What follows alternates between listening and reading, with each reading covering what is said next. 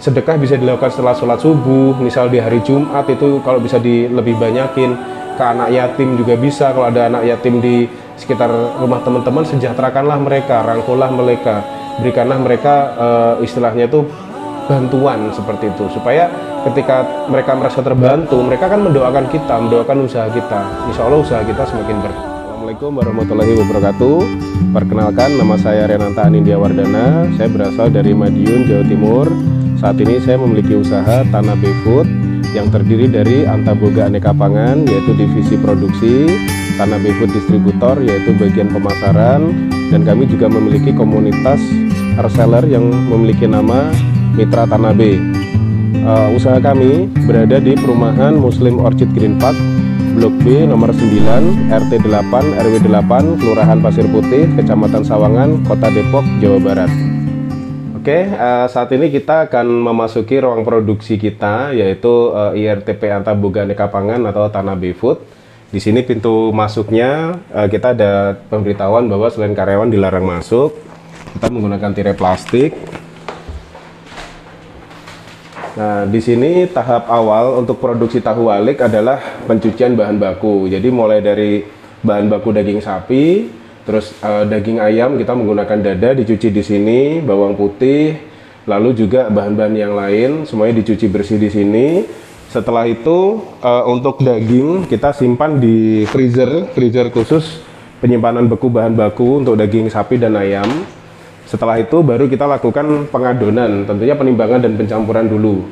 Biasanya kita lakukan proses penggilingan itu 1 hari, jadi khusus 1 hari kita nyetok adonan dan hasilnya akan seperti ini. Biasanya kita langsung taruh di dalam tempat donat ya, seperti ini ya. Jadi adonannya kita masukkan seperti ini supaya lebih mudah dalam produksinya. Seperti ini biasanya kurang lebih 12 kilo isinya. Nah, untuk yang di sini, ini adalah adonan untuk tahu bakso original, artinya tidak pedas ya, jadi benar-benar original. Hasilnya nanti akan seperti ini tahu waliknya. Nah, kalau yang ini adalah untuk adonan tahu walik pedas. Kita menggunakan cabai rawitnya, cabai rawit setan ya, yang pedas banget. Jadi kalau untuk teman-teman yang memiliki selera makanan pedas, nih cocok banget nih tahu walik pedas. Jadi udah rasanya gurih, pedasnya juga nampol. Ada 2 varian? Iya, kita ada 2 varian. Nah, lalu tahu yang kami gunakan itu tahu custom ya, seperti ini. Ini di dalamnya itu sudah kering, jadi bukan bagian putihnya sudah tinggal sedikit. Jadi kita gunakan tahu custom dari pabrik. Bisa juga menggunakan tahu coklat, tahu Sumedang atau tahu pong ya. Nanti bisa dikreasikan sama teman-teman semuanya. Jadi tahu yang utuh tadi masih kotak, kita belah 2 seperti ini, seperti yang ibu kita kerjakan, baru dibalik, putihnya baru dipisahkan.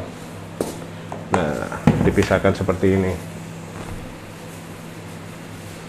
Nah, karena ini tahunya kering, jadi bagian putihnya hanya sedikit, jadi bisa diisi oleh adonan bakso nantinya. Hasilnya kan seperti ini. Jadi tinggal kulitnya aja ya, Pak? Ya, betul. Nah, itu.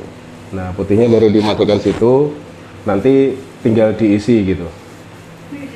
Ya. Oke, ini sambil cerita juga nih ya.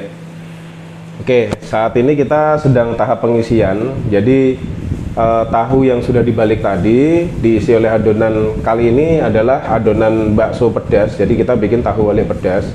Bagian putih yang tadi dipisahkan kita masukkan lagi. Nah, ini bisa pakai 2 teknik. Yang satu benar-benar diadon dengan adonan baksonya, atau yang kedua bagian putihnya tuh diisikan di tengahnya. Jadi kita isikan adonan bakso dulu, baru tengahnya dikasih putihnya, baru ditimpa adonan bakso lagi. Jadi bisa dikreasikan sama teman-teman. Nah, ini cabenya luar biasa, jadi yang suka pedas bisa mencoba nanti.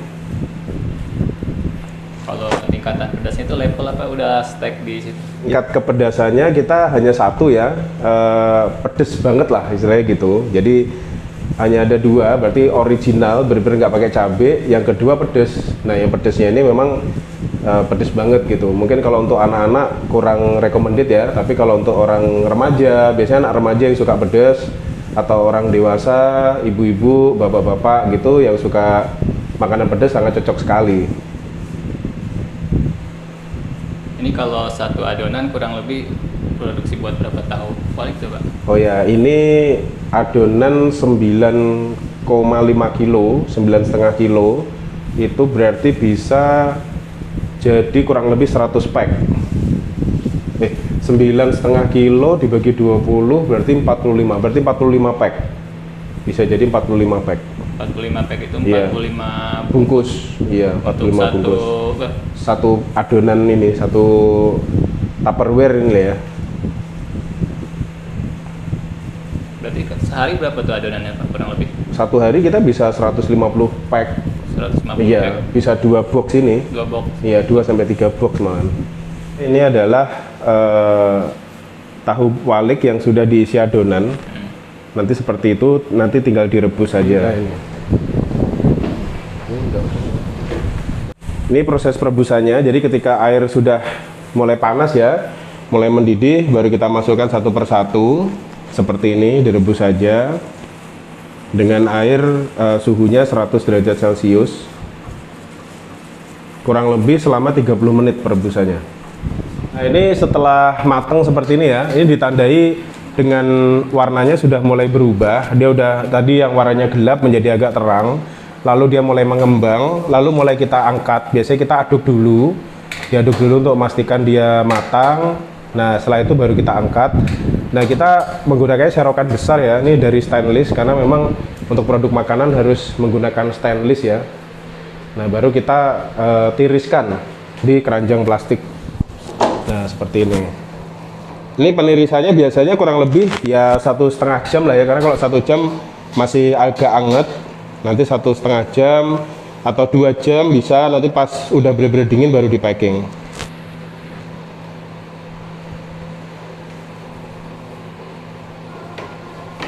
Oke, setelah tadi tahu waliknya didinginkan kurang lebih 2 jam lah ya untuk memastikan dia dingin.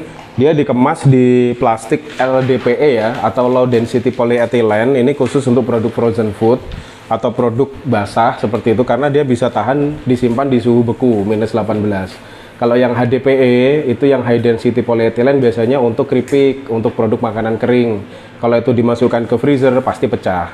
Nah lalu kita stikernya menggunakan vinyl glossy, jadi dia halus ya dan dia tahan air. Kalau pakainya kromo dia akan pecah, jadi kita pakainya vinyl glossy. Ini juga tahan di suhu beku seperti itu. Nah ini kita timbangi, karena ini yang paling laku di kita adalah 300 gram, makanya kita bikin tahu walik 300 gram. Kurang lebih isinya 8 sampai 10, tapi rata-rata isinya 9 sampai 10 sih saat ini.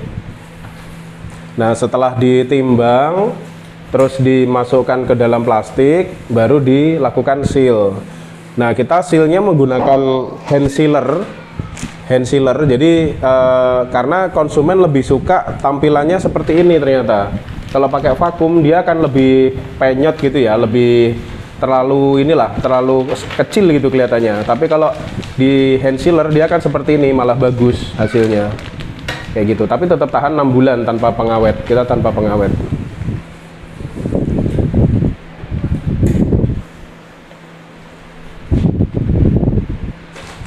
Oke. Setelah dilakukan hand sealer, lalu kita simpan di freezer ya, chest freezer dengan suhu minus 18 derajat Celcius. Nanti akan seperti ini. Nah, kalau dia pakai hand sealer dia bagus nih seperti ini. Kalau pakai vakum dia akan lebih, memang hasilnya vakum gitu ya, dan lebih kempet gitu kelihatannya. Kalau ini lebih cakep untuk penampilan.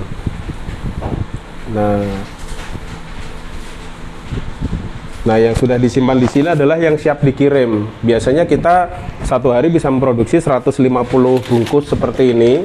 Kalau ada permintaan kita bisa produksi lebih banyak lagi, bisa sampai 300 pack satu hari. Jadi silahkan yang mau order banyak, kita siap. Lalu selain, karena ini kan sudah pakai stiker ya, ada juga beberapa mitra itu yang pesan tanpa stiker, tanpa label seperti ini. Kita juga layanin, karena bisa jadi mereka mau dipakai mereknya mereka sendiri, atau misal Ya itulah untuk menjaga supaya ke reseller mereka juga nggak langsung ke pabrik, ke tanah B, maksudnya seperti itu. Jadi ketika mereka minta polos juga tetap kita layani seperti ini. Yang penting nanti kita kasih keterangan expired date-nya kapan, supaya tahu ini masa berlakunya sampai kapan, seperti itu. Kami mengawali usaha yaitu di tahun 2015, tepatnya tanggal 10 Oktober. Waktu itu kami masih tinggal di Duren Sawit, Jakarta Timur. Kala itu kami justru mendirikan Tanabe Food Distributor. Kenapa kami mendirikan usaha distributor? Karena saat itu kami sudah yakin bahwasanya reseller atau konsumen atau pemasar itu adalah kunci terdepan dari sebuah usaha.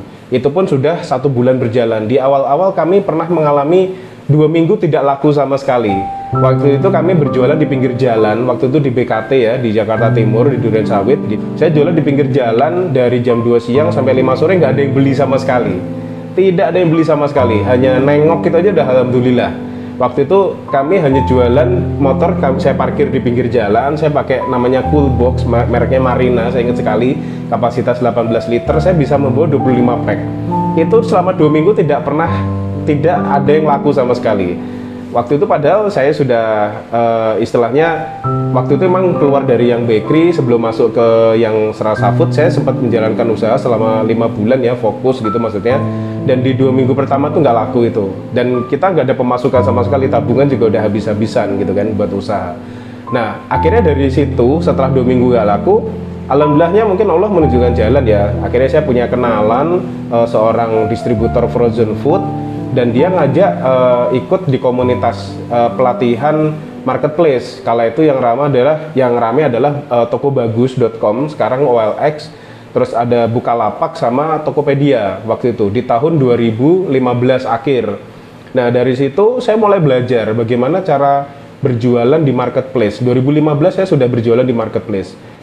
Nah dari situ lambat laun alhamdulillah orang mulai beli 10 per reseller, mulai ada tertarik reseller. Dan kami memang tidak fokus menjual ke end user, kami tidak fokus menjual harga ecer, tapi justru kami menjual reseller. Kami memiliki paket-paket reseller, misal reseller minimum 10 harga sekian, mitra minimum 200.000 harga sekian, agen minimum 50 harga sekian. Jadi kami lebih fokus pembelian dalam jumlah banyak supaya produk kami cepat habis, perputaran produknya bagus, cash flow juga bagus, dan keuangan kami juga bagus, seperti itu.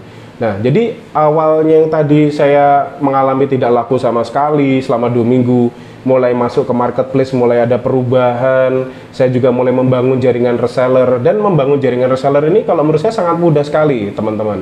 Jadi kita hanya berbekal HP, kita bisa memanfaatkan platform Facebook, Instagram, sekarang ada TikTok, terus kita arahkan mereka menuju WhatsApp kita. Setelah itu kita lakukan follow up supaya mereka bisa closing, membeli produk kita, minimal beli dulu. Setelah beli, mereka cocok, mereka akan tertarik menjadi reseller. Biasanya mereka akan nanya, ini bisa di resellerin nggak Pak? Pasti kita jawab bisa banget. Ini kalau mau bergabung gimana caranya? Kalau mau jadi agen gimana caranya? Nah, seperti itu. Jadi, kalau kita mau usaha kita tuh bisa cepat berkembang, menurut saya adalah fokuslah kepada reseller, fokuslah kepada mitra. Jangan berfokus kita menjual ecer. Mungkin kalau jual ecer, marginnya akan lebih gede, tetapi kuantitasnya nggak bakal banyak. Tapi kalau reseller, kita hanya ngambil margin misal 20% atau bahkan 10%, tetapi quantity akan jauh lebih banyak. Kita juga bisa, produksi kita bisa kita tingkatkan kapasitasnya, bisa banyak menyerap tenaga kerja, seperti itu. Itu adalah salah satu strategi untuk memperbesar atau mempercepat usaha kita itu menjadi tumbuh dan berkembang, seperti itu. Nah, kalau omset itu kita sebelum masa pandemi itu kurang lebih sebenarnya pernah ngerasain 75-90 ya, kalau sebelum pandemi, karena kita kan ada bazar juga, terus kita ada pameran-pameran seperti itu. Nah, terus pas saat pandemi awal, kurang lebih waktu itu tanggal 23 Maret 2020, saya ingat banget, setelah diumumkan pandemi oleh wali kota, kita stop, bener-bener bazar nggak ada, pameran nggak ada, marketplace kala itu belum, apa ya, maksudnya ikut turun juga, saya juga nggak tahu tuh kenapa tuh. Jadi selama 2 minggu tuh omset kita anjlok, 1 bulan itu cuma 30-an juta waktu itu. Terus kita pusing kan, aduh gimana nih, istilahnya ya kita nggak nutup kemungkinan kebutuhan kita juga banyak gitu kan.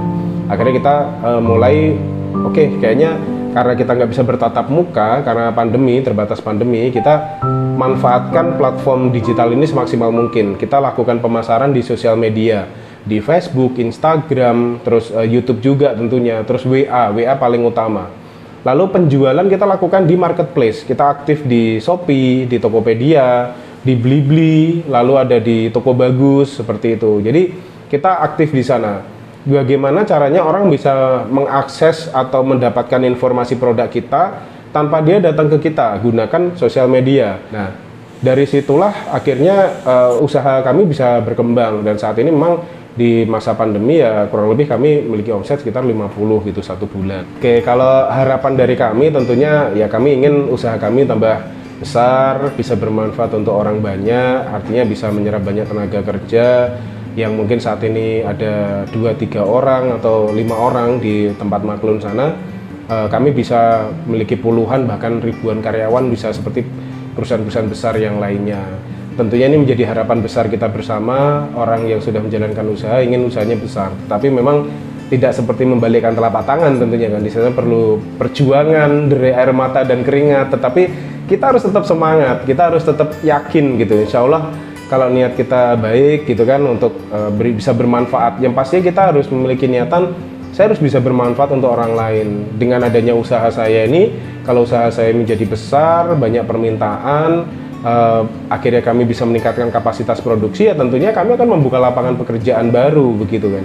Dan tentunya selain itu ya produk kami bisa lebih banyak tersebar, dikenal banyak orang, branding kami semakin kuat, dan kami juga bisa meningkatkan kapasitas produksi tadi tentunya, dan tentunya bisa menghasilkan income yang cukup besar bagi kami seperti itu. Pesan dan motivasi saya kepada teman-teman adalah tetaplah semangat, apapun kondisi yang terjadi, tetaplah yakin bahwasanya apa yang teman-teman lakukan sekarang adalah pilihan yang tepat dari Tuhan, dari Allah Subhanahu wa Ta'ala. Bahwasanya ketika teman-teman mungkin dulunya sempat kerja, terus mungkin kena PHK, atau mungkin ada pengurangan karyawan, sehingga teman-teman harus menjalankan usaha bahkan dari nol, tetaplah semangat menurut saya, tetaplah yakin pada Allah, pada Tuhan, terus berdoa, terus berikhtiar. Jadi duit ya, doa, usaha, ikhtiar, tawakal, tetap itu jalankan semuanya. Tetap harus punya cita-cita. Misal saya pengen, misal dulu saya bekerja di perusahaan gaji saya 10 juta misalkan. Saya harus bisa nih dengan usaha saya punya penghasilan 10 juta. Misal seperti itu. Atau saya pengen menaikkan umroh orang tua saya gitu kan. Nah berarti itu motivasinya. Terus jangan bosan atau jangan malas untuk belajar. Belajar itu seperti hadis ya disebutkan bahwasanya dari lahir sampai meninggal itu harus belajar. Sampai masuk liang lahat itu harus belajar. Dan itu yang kami lakukan. Kami memiliki mindset satu hari satu ilmu. Tidak harus melulu soal usaha, tidak harus melulu soal bisnis. Tapi apapun itu, misal kita bagaimana memilih, misal kami memilih tahu yang baik aja, itu satu ilmu. Bagaimana supaya tahu ini bisa lebih tahan lama tanpa menggunakan pengawet, itu juga satu ilmu. Apapun lah, misal di jalan kita ngirim, oh ternyata kalau ngirim ke Jakarta, kalau lewat Cinere ternyata macet dari Sawangan, oh ternyata paling enak lewat Margonda. Nah itu satu ilmu juga sebenarnya. Teruslah belajar, teruslah yakin, terus jangan lupa kita harus berusaha gimana bermanfaat untuk orang lain. Misal teman-teman kalau habis laku sekian ribu atau sekian pack produk lah, sisihkan misal untuk sedekah. Hanya ya misal teman-teman mampu 2.000 tidak masalah, misal 2.000 ke sumbangan masjid pinggir jalan, atau di masjid di dekat teman-teman ya, di dekat rumah teman-teman, nggak apa-apa, yang penting itu selalu ada. Menurut saya sih untuk sedekah tidak tergantung dari nominalnya ya, artinya bagaimana kita seikhlas kita dan continue, karena yang dinilai Allah kan itu tidak melihat besar kecilnya, tetapi yang penting kita ikhlas dan continue, terus dijalankan gitu. Walaupun kecil tapi misal hanya sanggup 2.000, tapi tiap hari satu bulan sudah 60.000. Bila dibandingkan dengan orang satu bulan 100.000, insya Allah di mata Allah lebih besar nilainya 2.000 kali 30 hari yang dilakukan secara continue seperti itu. Sedekah bisa dilakukan setelah sholat subuh, misal di hari Jumat itu kalau bisa lebih banyakin. Ke anak yatim juga bisa, kalau ada anak yatim di sekitar rumah teman-teman, sejahterakanlah mereka, rangkullah mereka, berikanlah mereka istilahnya itu bantuan seperti itu, supaya ketika mereka merasa terbantu, mereka akan mendoakan kita, mendoakan usaha kita. Insya Allah usaha kita semakin berkah.